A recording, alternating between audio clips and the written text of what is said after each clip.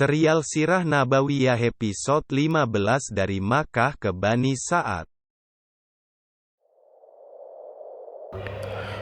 Bismillahirrahmanirrahim.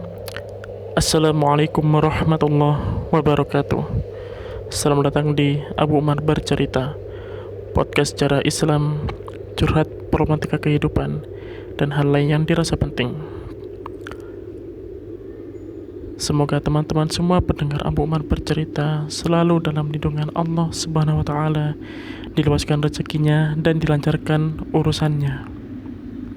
Teman-teman bisa mendengarkan audio podcast Abu Umar Bercerita melalui Spotify, Pogo FM, dan Apple Podcast.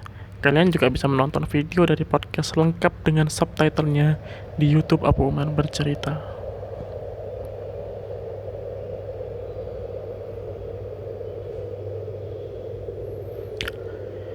Kelahiran Muhammad kecil mendatangkan kebahagiaan bagi seluruh masyarakat Quraisy, khususnya keluarga besar Bani Hashim. Tak terkecuali Abu Lahab, salah satu anak Abdul Muthalib yang amat kaya. Bahkan, dia sampai membebaskan salah satu budaknya yang bernama Thuwaibah karena senang akan kelahiran keponakannya ini. Thuwaibah sempat menyusui Muhammad kecil selama 3 hari. Setelah disusui Aminah tentunya.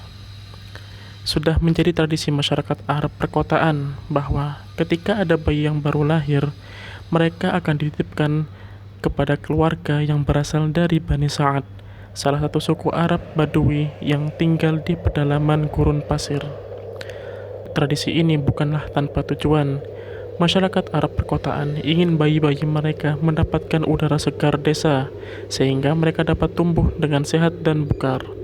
Tidak seperti udara di perkotaan yang penuh polusi dan tak jarang menimbulkan banyak penyakit. Selain itu, mereka juga ingin anak-anak mereka belajar bahasa Arab Fushah atau bahasa Arab asli yang belum tercampur dengan bahasa lain. Ketika rombongan dari Bani Sa'ad datang ke Mekah, tidak ada satupun yang ingin mengasuh Muhammad kecil. Mereka tahu bahwa Muhammad merupakan cucu dari Abdul Muthalib, Raja Makkah. Namun mereka juga tahu bahwa Muhammad lahir sebagai anak yatim. Mereka khawatir jasa mereka tidak dibayar dengan harga yang semestinya jika mengasuh anak yatim. Adalah Halimah As-Sa'diyah yang datang bersama suaminya Al-Harith dengan menunggangi keledai. Halimah dan suaminya adalah keluarga yang miskin. Mereka memiliki ternak, namun dalam kondisi yang memprihatinkan. Lahannya juga kering, tidak bisa ditanami tumbuhan apapun. Mereka mengadu nasib ke Mekah, mencari bayi yang akan mereka asuh dan mengharapkan imbalan dari jasa pengasuhannya. Namun, setelah berkeliling kota, tidak ada satupun bayi yang bisa mereka bawa. Teman-teman Halimah dari Bani Sa'ad telah mendahulinya mengasuh bayi-bayi Mekah. Wajar saja, karena Halimah dan Al-Harith menunggangi keledai yang kurus dan lemah, sehingga mereka tidak bisa berjalan dengan cepat. Hanya ada satu bayi yang belum diambil oleh Bani Sa'ad. Benar, bayi Muhammad yang orang-orang enggan mengambilnya. Al-Harith pun menyarankan Halimah untuk mengambil bayi Muhammad dan mengasuhnya. Dia berharap mungkin saja ada keberkahan yang muncul setelah mengasuh bayi itu. Aminah sangat senang ketika ada dari Bani Sa'ad yang ingin mengasuh putranya tercinta. Halimah berjanji 2 tahun lagi akan mengembalikan Muhammad kecil ke Mekah. Mereka pun pulang ke Bani Sa'ad sambil membawa Muhammad kecil. Keanehan pun terjadi. Berkah yang diharapkan Al-Harith pun benar-benar datang menyertai mereka. Keledai yang tadinya lamban dan lemah tiba-tiba saja dapat berlari dengan sangat cepat hingga menyalip rombongan Bani Sa'ad yang juga ingin pulang. Seolah-olah ada sesuatu yang mendorongnya agar segera sampai ke rumah. Keanehan pun terjadi ketika Al-Harith dan Halimah tiba di rumahnya.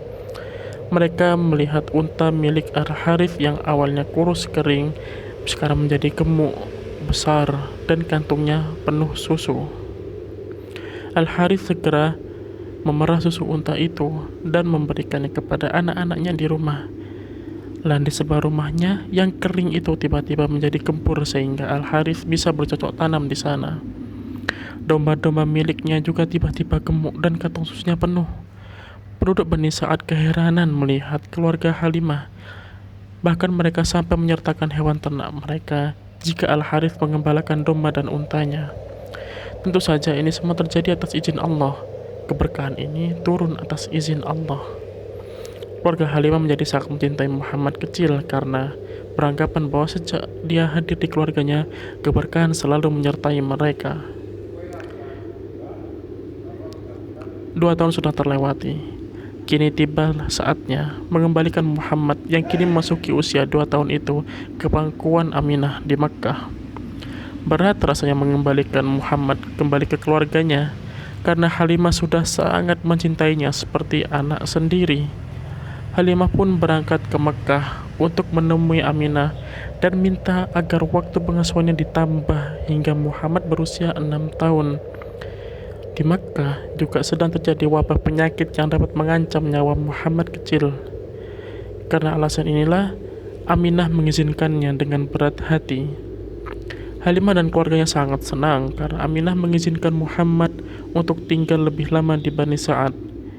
Namun, kegembiraan mereka harus berakhir ketika Muhammad masuki usia 4 tahun. Ada peristiwa besar terjadi yang memaksa Aminah untuk segera mengembalikan Muhammad ke keluarganya. Peristiwa apa itu? Nantikan jawabannya di episode berikutnya.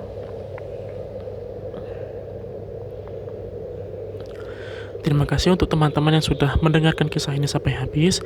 Silahkan sebarkan kisah ini agar dakwah Sirah Nabawiyah dapat tersebar luas. Follow juga Instagram Abu Umar Bercerita di @abuumar_bercerita untuk mengetahui episode terbaru. Sampai jumpa di episode berikutnya, insyaallah. Barakallahu fiik. Assalamualaikum warahmatullahi wabarakatuh.